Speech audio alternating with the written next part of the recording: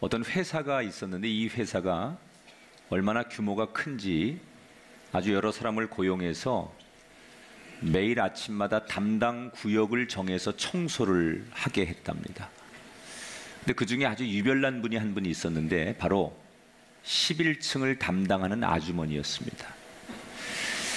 뭐가 그렇게 즐거운지 콧노래를 부르며 늘 청소를 하셨고, 특히나 11층의 화장실 곳곳에 꽃병을 놔두고는 수시로 꽃을 꽂았습니다. 아마도 행사를 한 뒤에 버려지는 꽃 중에 아주 싱싱한 것들을 골라서 늘 그렇게 가져오는 분이었습니다. 이렇게 노랫소리가 들리고 또 꽃향기가 나자 직원들은 처음에는 좀 어색했지만 시간이 지나면서 누구도 그 콧노래 소리와 화장실에서 꽃병에 꽂혀진 꽃을 당연하게 받아들이기 시작합니다. 그런데 어느 날 아침부터 노랫소리가 들리지 않는 겁니다. 그리고 화장실에 갔는데 꽃병도 사라졌습니다. 사람들이 궁금해서 물었지요. 알고 봤더니 회사가 구조조정으로 인해서 11층을 담당하던 아주머니가 그만둔 것이었습니다. 직원들은 말은 안 하지만 각자 마음속에 아침마다 소소한 기쁨을 주었던 이 꽃이 사라지자 아쉬운 마음들을 갖습니다. 그리고 얼마 뒤 그 회사 사장이 11층 직원들과 함께 회식을 하게 되었습니다. 회식 도중에 사장이 직원들에게 건의할 내용이 있으면 건의해봐라. 그랬더니 한 직원이 손을 들고, 사장님, 우리 11층을 담당하던 미화원을 다시 불러주십시오. 우리는 그분이 꼭 필요합니다. 그러자 옆에 있던 다른 직원들도 사장에게, 맞습니다. 저희는 다른 사람 필요 없고 그 아주머니가 꼭 필요합니다. 결국 이 직원들의 건의에 의해서 아주머니는 다시 회사에 복직하게 됩니다. 이 모든 사연을 다 들은 이 아주머니는 감동의 눈물을 흘리며 예전보다 더 즐거운 콧노래와 화장실에 꽃병을 꽂는 일을 지금도 하고 있다는 거예요. 세상에는 크게 세 가지의 인생이 있습니다. 첫 번째는 같이 있으면 참 위험한 사람이 있고, 두 번째는 있어도 그만, 없어도 그만인 존재감이 없는 사람이 있고, 세 번째는 꼭 있어야만 하는, 이 사람 없으면 안 되는 사람. 그 직원들이 말한 11층을 담당하던 그 미화원 아주머니 같은 분. 여러분, 우리는 어떤 인생을 살고 있습니까? 누군가에게 손사래를 치면서 기억도 하고 싶지 않은 대단히 위험한 사람인지, 아니면 너 하나쯤 없어도, 아니 있어도 별로 개의치 않는 인생인지, 아니면 당신 없이는 안 됩니다. 내 삶의 한 모퉁이에 당신이라는 존재가 있어야만 됩니다. 이렇게 느낌을 주는 인생인지. 오늘 사도행전 27장의 뒷부분과 사도행전 28장의 앞부분을 좀 이야기할 건데, 오늘 지난 시간에 그 바울을 태우고 로마로 가던 배가 큰 광풍을 만나서 굉장히 그 배가 자초되는 위기, 그리고 사람들이 죽음의 공포에서 떠는 이런 이야기를 지난 시간에 전해드렸습니다. 태풍을 만났는데 그 태풍이 하루 이틀 사이에 그치지 않고 15일 동안 계속되죠.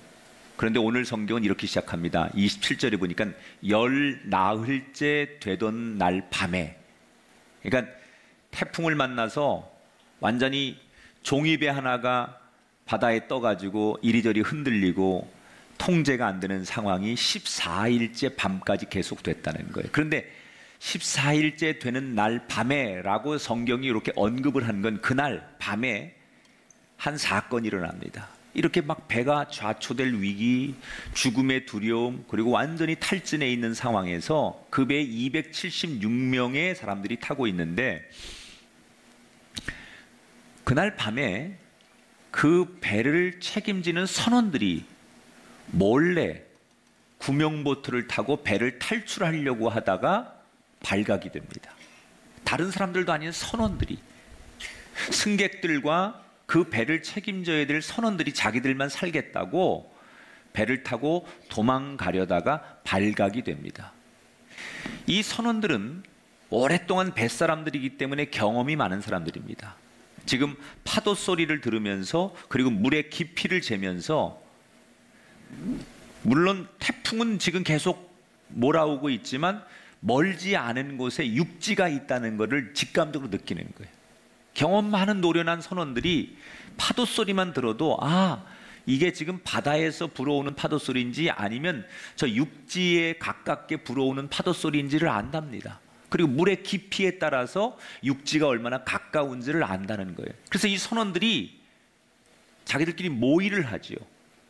이 큰 배가 육지에 들어갈 수 없으니, 육지 가까이 갈 수 없으니 우리가 얼른 육지 가까운 곳으로 우리끼리라도 살자 해서 선원들끼리 모의를 해서 구명보트를 타고 자기들끼리 살고자 탈출을 하다가 붙들리게 돼요. 그 배의 책임자였던 로마 백부장 율리오가 군법대로 사형을 시키겠다고 이 선원들을 처형하려고 할 때 바울이, 그들이 두려워서 살고자 배를 버리고 우리를 버리고 가는 것은 잘못된 거지만 그들을 죽이면 안 된다. 함께 고생하고 그들이 두려움 속에 순간적으로 잘못된 선택을 했지만 너그럽게 그들을 품어달라고 바울이 요청해서 그들을 죽이지 않게 돼요. 한바탕 이런 소동이 일어난 뒤에 바울은 276명의 모든 그 배에 타고 있는 승객들을 다 갑판이로 부릅니다. 그리고 뭐라고 얘기를 하느냐? 여러분, 우린 절대 죽지 않습니다.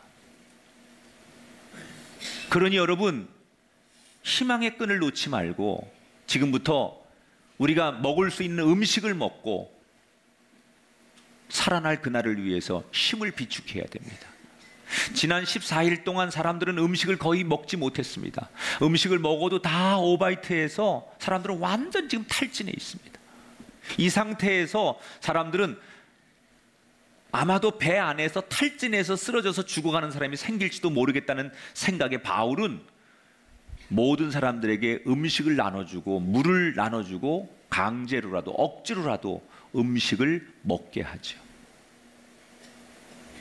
사람들은 지금 우리가 언제 죽을지 모르는데, 이 배가 바다 한가운데서 어디로 떠내려갈지 모르는데 한가롭게 음식이나 먹을 수 있다는 게 이게 들려지지 않습니다. 그러나 바울은 강제라도 음식을 먹어야 된다는 거예요. 그리고 기운을 차리라는 거예요. 자, 바울이 그렇게 말한 이유가 있습니다. 34절에 보니까 뭐라고 얘기를 하느냐, 바울이 이것이, 이 음식을 먹는 것이 너희의 구원을 위하는 길이다. 이게 사는 길이다. 이 음식을 먹어야만 우리가 산다, 그렇게 얘기를 했어. 그때를 위해서, 우리가 사는 그날을 위해서, 어느 한순간을 위해서 음식 먹고 준비해야 된다, 그런 말이에요. 자, 여러분, 바울은 지금 똑같이 바다 한가운데, 태풍 가운데 죽음의 공포와 위기를 똑같이 느끼는데 바울만큼은 우린 절대 죽지 않는다. 그때를 위해서 우리가 준비해야 된다, 기운 차려야 된다, 이렇게 얘기해요. 자, 우리는 어떤 사람이 무슨 주장을 할 때 늘 질문합니다. 당신의 그 이야기의 근거가 뭡니까? 당신이 그렇게 주장하는 근거가 뭡니까? 라고 우리 늘 묻지요. 그래서 근거가 확실하고 객관적이면 그 이야기에 동의를 하지만 그 이야기의 근거가 불확실하면 우린 그 사람의 이야기를 신뢰하지 않습니다. 바울은 지금 우리가 음식을 먹고 기운 차리고 절대 죽지 않는다고 말하는데 그 근거가 뭘까? 바울은 자기의 느낌이나 사람들을 위로하고 싶어서 하는 얘기가 아니에요. 바울이 이렇게 이야기할 때 확실한 근거가 있었어요. 그 근거가 뭘까요? 23절, 24절의 내용을 요약해 봤어요. 같이 읽습니다. 시작. 하나님의 사자가 말하되 바울아 두려워하지 말라. 하나님께서 너와 함께 항해하는 자를 다 내게 주셨다. 요건 지금 27장에 나오는 얘기예요. 바울이 우리가 죽지 않고 다 살 거다 라고 말한 근거가 뭐예요? 하나님의 말씀이었어요. 여러분, 우리가 한번 가만히 한번 이렇게 눈을 지그시 감고 한번 생각해 보세요. 이 세상에 하나님이 말씀하신 것보다 더 확실한 증거가 어디 있습니까? 사람이 말한 것보다, 어떤 누가 이야기한 것보다, 하나님이 말씀하신 것보다 더 확실한 증거가 뭐가 있겠습니까? 바울은 지금 자기가 우리가 살 수 있습니다, 우린 절대 죽지 않습니다 라고 말한 확실한 근거가 뭐냐? 하나님께서 그렇게 말씀하셨다는 거예요. 자기에게 내가 너를 지켜주리라. 너를 지켜야 하기 때문에 너와 함께 이 배에 동승한 모든 사람을 지켜줄 것이다. 하나님이 말씀하셨으니 나는 이것보다 확실한 말씀이 없다고 생각했다는 거예요.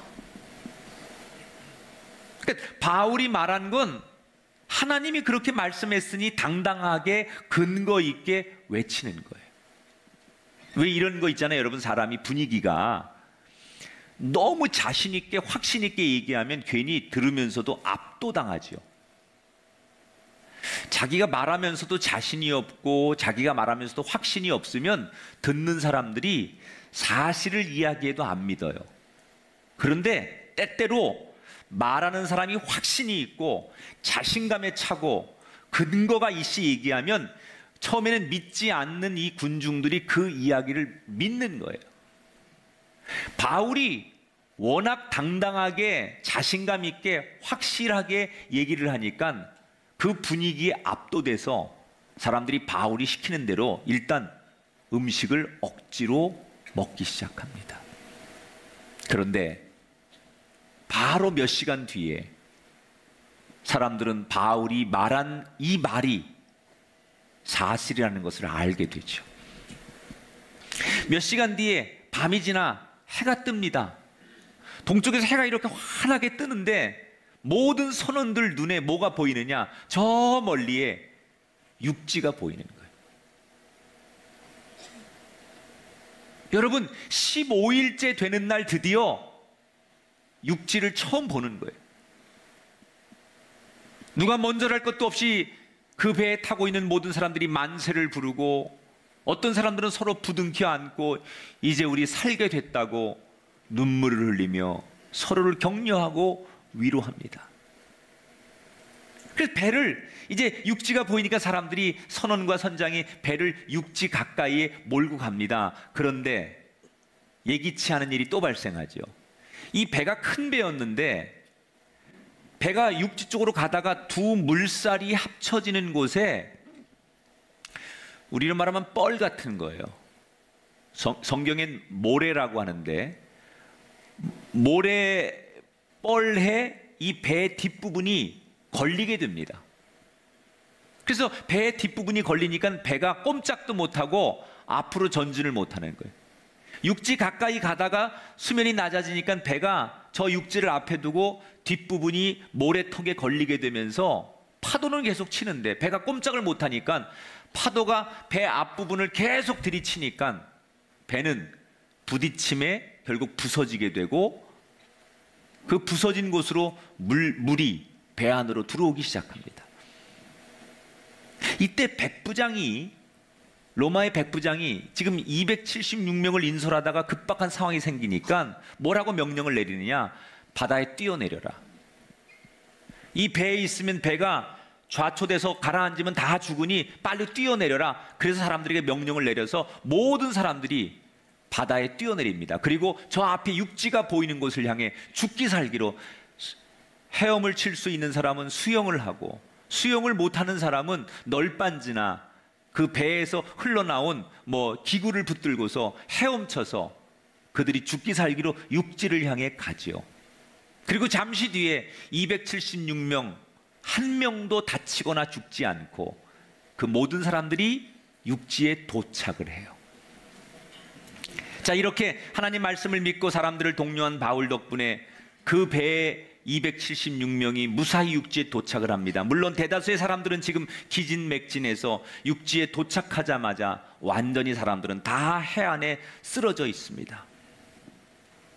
이곳이 어디냐? 지금 이들이 막 그 15일 동안 지중해 바다에서 떠돌다가 이 막 태풍에 이리저리 쏠려서 겨우 지금 탈출한 이 육지가 어디냐?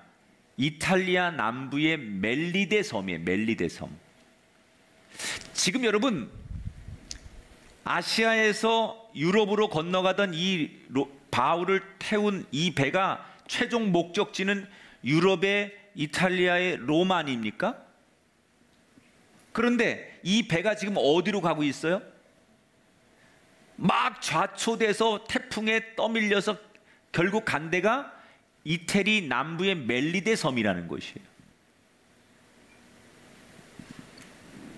저는 이 이야기 속에 우리에게 주신 하나님의 메시지가 이런 거라고 생각해요.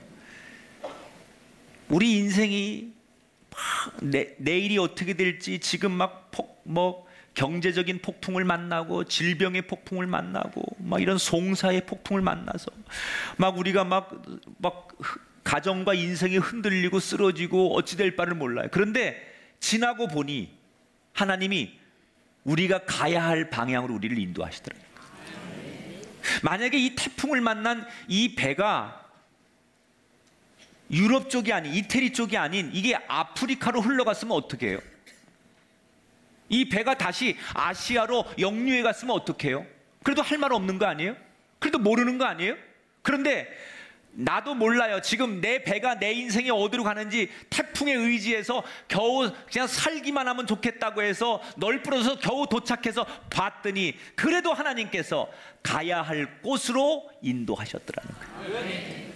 우리가 태풍 한가운데, 바다 한가운데 있어도 저와 여러분의 인생은 결국 하나님의 장중 안에 있다는 거예요.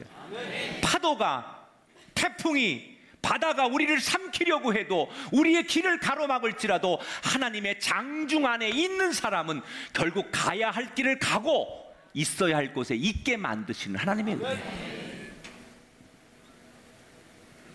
믿음은 그런 거예요. 하나님의 은혜는 그런 거예요. 우리가 신앙생활해도 예수 믿어도 태풍 만납니다.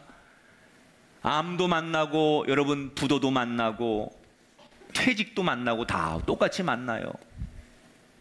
그러나 하나님 손에 있는 사람은 그 태풍 한가운데서도 가야 할 곳으로 인도하신 하나님의 은혜. 가끔 우리가 낯선 시골이나 또 내지는 외딴 섬 이런 데 가보면 그 원주민들이 외부인들에 대한 경계의 눈초리라는 게 있습니다. 지금 276명이 극적으로 지금 멜리데 섬에 내려가지고 목숨을 건졌습니다. 그런데 이 멜리데 섬에는 그 섬에 원래 살고 있는 원주민들이 있었어요. 보통 같으면 상식적이라면 이 원주민들은 낯선 사람들을 경계해서, 그것도 한두 명이 아닌 276명의 사람들이 떼거지로 들어오니까 이게 자기들을 보호하기 위해서 이 사람들을 죽이거나 또는 이 사람들을 몰아내거나 이 사람들에 대해서 어떻든 간에 굉장히 경계를 하는 게 당연한 거죠. 그런데 이 멜리데 섬 사람들이 어떤 생각이었는지 몰라도 성경에 보니까 그렇게 지금 완전히 탈진해가지고 해안가에 널브러져 있는 이 276명을 극진히 다 보살펴줘요. 성경이 보면 다 이들을 하나하나 불러가지고 우선 불을 피워가지고 몸을 따뜻하게 하고 그들에게 음식을 주어가지고 이들이 기운을 차리도록 이들을 도와줘요. 그런데 이 3개월을 나눈 동안에 많은 에피소드가 생기는데 그 중에 오늘 두 가지 이야기가 등장합니다. 첫 번째, 어느 날 바울의 일행이 겨울이니까 추울 거 아니에요. 그래서 불을 피우려고 바울이 땔감을 가져다가 나무 땔감을, 이 더미를 이렇게 불 속에 집어 던지는데 그 나무 땔감 속에 숨어있던 독사 한 마리가 놀래서 갑자기 튀어나와 가지고 바울의 손을 물어요. 근데 이 원주민들은 여기 사는 사람들이니까 이게 독사인지, 저 독사에 물리면 사람들이 어떻게 되는지를 다 경험적으로 아는 거예요. 근데 이 원주민들은 어떤 생각을 가지고 있냐면, 저렇게 독사가 물어서 사람이 죽으면 저것은 신이 내리는 벌을 받는 거다, 이렇게 생각을 합니다, 이 원주민들은. 그래서 지금 바울이 독사에 물렸는데 성경에 보면 그 손을 물었는데 물고 뱀이 도망가는 게 아니라 물고서 이거를 안 놓고 뱀이 대령대령 매달려 있는 거예요, 독사 한 마리가. 그러니까 원주민들이 저 사람이 신의 저주를 받아 벌을 받는 거다, 이렇게 생각을 해요. 그리고 같이 배에 동승했던 선원과 276명의 동료들 역시도 바울이 독사에 물렸으니 도와줄 방법이 없어 얼마 뒤에 죽을 것이다, 이런 생각을 다 합니다. 지금 276명이나 원주민들이나 모두가 어떻게 해석을 했든지 간에 동의했던 한 가지가 있었습니다. 그게 뭐냐면, 상식적이라면 바울은 얼마 뒤에 죽을 수밖에 없다는 거예요. 자, 그런데 바울이 뜻밖의 행동을 합니다. 자, 5절을 볼게요. 28장 5절. 바울이 그 짐승을, 그 독사죠, 그 독사를 불에 떨어버리며. 자, 이 표현이 어떤 거냐면 이런 겁니다. 사람들은 바울이 독사에 물리자마자 눈이 동그래지고 막 놀라고 심장이 벌렁벌렁거리고 이제 죽었구나, 그리고 막 사람들이 두려워하는데, 정작 자기는 조금도 두려워하거나 놀라지 않고 태연하게 마치 무슨 날파리 한 마리 정도를 몸에서 떼어내는 것처럼 조금도 요동하지 않고 바울이 자기를 물고 있는 이 독사 뱀을 탁 잡아가지고 확 뛰더니 불 속에 확 집어넣고 툭툭 털고는 아무 일도 없다는 듯이 바울이 행동했다는 거예요. 독사에 물렸는데 진짜로 바울이 아무 일도 없었던 것일까? 맞습니다. 아무 일도 없었습니다. 아니, 독사가 물었는데, 독을 가득 품은 겨울뱀이 바울을 물었는데 어떻게 바울이 조금도 두려워하지 않고 어떻게 죽지 않을 수 있느냐? 그 이유가, 이건 마가복음으로 한번 넘어가야 돼요. 마가복음에 보면 이런 상황에 대한 설명을 해놓은 게 있어요. 마가복음 16장 17절 18절을 보세요. 같이 읽어봐요. 시작. 믿는 자들에게는 이런 표적이 따르리니 뱀을 집어 올리며 무슨 독을 마실지라도 해를 받지 아니하며. 할렐루야. 여러분, 이게 믿어지십니까? 다시 물을게요. 이게 믿어지십니까? 이걸요, 일반인들은 상식적으로 믿지 못합니다. 근데 바울은 이 이야기를 믿었어요. 왠지 아십니까? 이 이야기는 예수님의 말씀이기 때문에 믿은 거예요. 제가 여러분에게 부탁할게요. 하나님이 말씀하시는 거니까 믿는 거예요. 예수님이 말씀하는 거니까 믿는 거예요.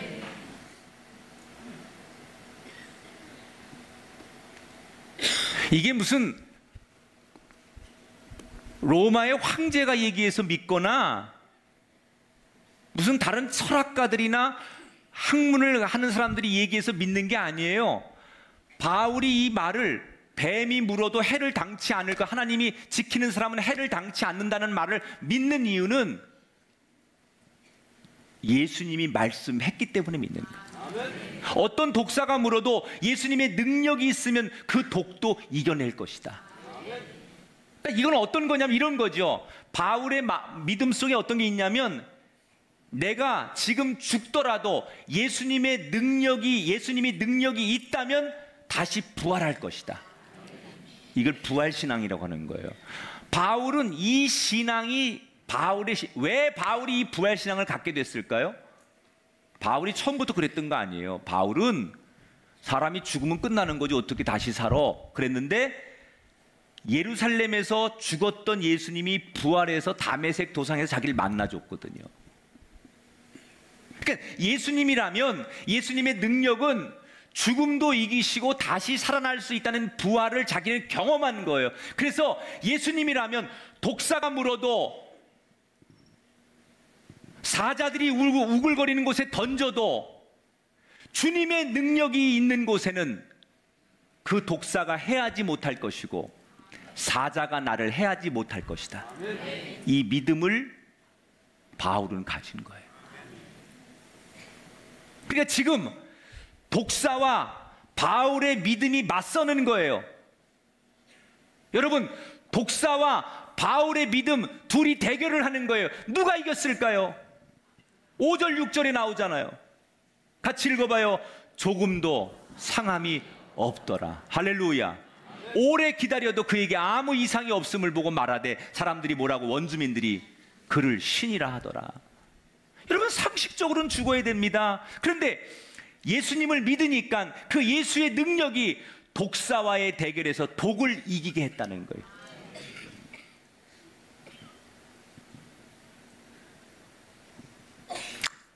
이런 이야기를 경험하니까 이 멜레데 섬 사람들이, 원주민들이 바울을 신뢰하는 거예요.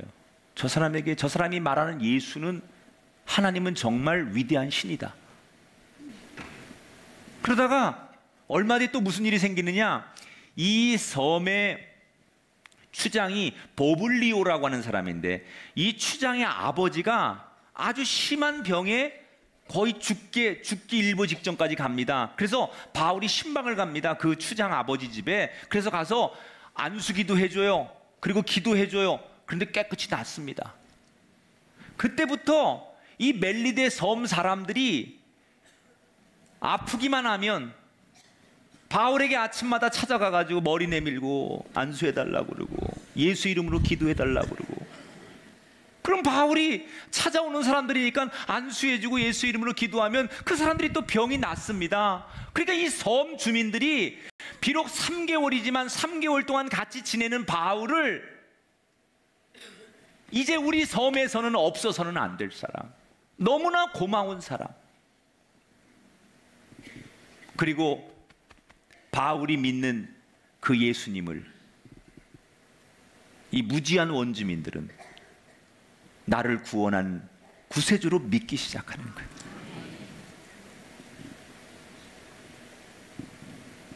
그러다가 3개월이 지나요. 이제 겨울이 지나고 다시 지중해 겨울바람, 그 혹독한 유명한 겨울바람이 지나고 2월이 되면서 지중해 바닷길이 열리죠. 그래서 다시 로마를 향해 3개월을 지난 다음에 그들이 로마로 다시 떠나는 거예요. 이 떠나는 바울 일행을 원주민들이 자기들이 가지고 있는 모든 양식과 옷과 물품을 다 지원하면서 못내 아쉬워 감사히 그들을 떠나 보내는 이야기가 오늘 성경이 끝나는 이야기예요. 중요한 얘기 하나, 바울이 독사에 물렸을 때 다 죽는다고 그랬어요. 그런데 믿음이, 예수님을 믿는 믿음이 독사의 독을 이겼어요.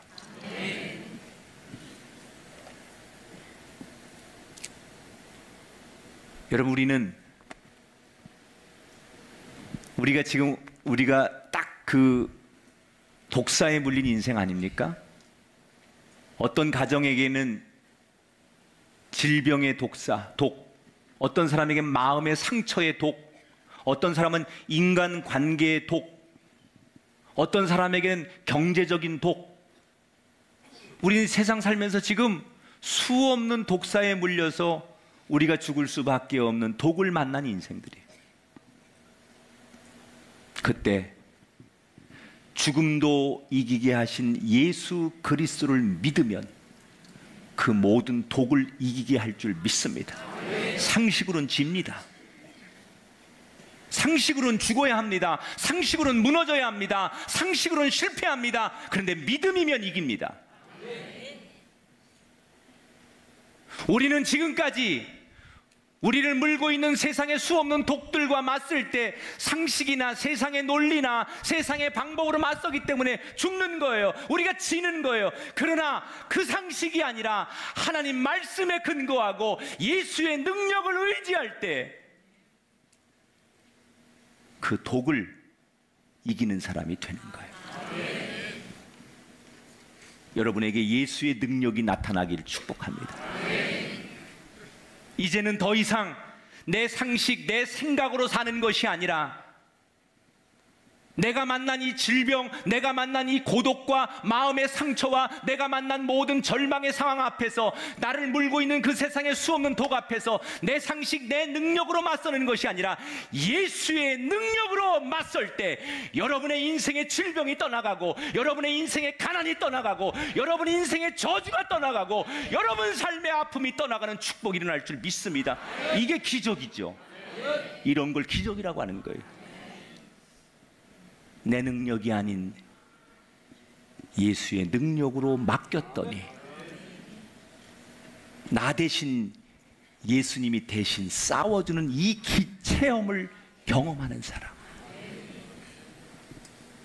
바울은 바로 그런 사람이었어요. 바울이 공부 많이 해서 원래 달병가기 때문에 처세술이 좋기 때문에 성공한 사람이 아니라 바울의 성공의 원칙은 하나예요. 예수의 능력으로 싸웠더니 어디서나 없으면 안 되는 꼭 필요한 사람, 가는 곳마다 꼭 필요한 사람. 여러분, 바울은 원래 신분이 지금 죄수 아닙니까? 죄수. 로마로 지금 재판받으러 가는 죄수의 신분으로 가는 거예요. 그런데 죄수일지라도 그 배에서 그 공동체에서 결국 없으면 안 되는 사람이 바울 아닙니까? 어떻게 그럴 수 있습니까? 근거가 있는 확신을 가졌기 때문에, 절망적인 상황을 믿음으로 맞섰기 때문에. 여러분이 가난하고 여러분의 세상에서의 지위가 낮고 사람들 앞에서 업무의 지시를 받고 나이, 환경, 이건 상관없어요. 아무리 낮은 위치에서 아무리 볼품없는 일을 해도 여러분이 그곳에서 없어서 안 될 사도 바울과 같은 인생이 될 수 있어요. 하나님이 나를 지켜주신다는 말씀에 근거하시고 예수의 능력으로 살리라. 그런 믿음을 가질 때 여러분이 있는 곳에서 저 사람 없으면 안 돼, 우리 회사에서, 이 동네에서, 이 공동체에서 저 사람 없으면 안 돼, 이런 은혜가 여러분에게 있게 되기를 축복합니다. 꼭 필요한 인생, 바울처럼 존재감 있는 인생, 그 아름다운 인생의 복이 저와 여러분에게 넘쳐나게 되시기를 주님의 이름으로 축복합니다.